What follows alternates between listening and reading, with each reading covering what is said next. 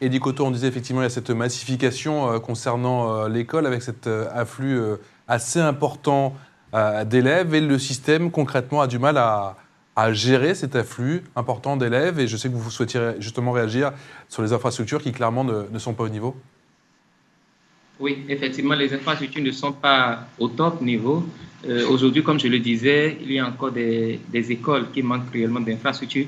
Mais il faut avouer que les gouvernements n'ont pas cessé de faire des efforts dans ce sens. Aujourd'hui, il faut dire, par exemple, qu'il y a un projet SENS qui permet à l'État béninois de construire des écoles, de doter les écoles d'infrastructures. Par ailleurs, je voudrais rappeler ou je voudrais préciser. Aujourd'hui, pour enseigner, même dans les écoles primaires, il y a une nouvelle décision qui est sortie. Il faut avoir le niveau bac. Et donc, ceux ou les enseignants qui n'avaient pas le bac et qui enseignaient, aujourd'hui, ce temps est révolu. Il faut forcément avoir le niveau bac, même pour enseigner dans les écoles primaires.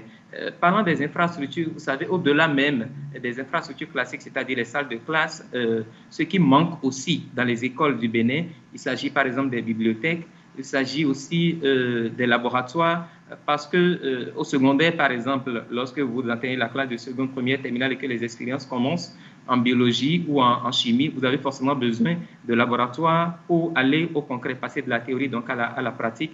Voilà autant d'infrastructures qui ne sont pas au rendez-vous. Et je pense que, comme je l'ai dit, grâce au projet, encore le gouvernement est en train de faire des efforts, mais toujours est-il qu'avec la grande masse des enfants béninois qui demandent à aller à l'école, le problème reste toujours posé, si bien que parfois, par exemple, des enfants sont obligés de parcourir beaucoup de kilomètres avant d'accéder à une école parce que c'est peut-être la seule de la zone. Au-delà des infrastructures, il y a, comment dire, les curricula de formation même qui aujourd'hui posent problème. On se rend compte de plus en plus que cela ne répond pas forcément aux réalités du Bénin, si bien que le Conseil national de l'éducation installé il y a 2 ans par l'actuel gouvernement est en train de travailler de façon à ce que ces curricula soient revus, de sorte que d'ici les 5 prochaines années, nous puissions être sûrs que nous sommes sur la bonne voie. Et le plan sectoriel de l'éducation post-2015, c'est en fait de 2018 à 2030 qu'il court. Et ce plan a prévu un certain nombre de mécanismes que l'État est en train de mettre en place pour que d'ici à cette échéance-là, nous puissions quand même être satisfaits de ce que sera le système éducatif béninois.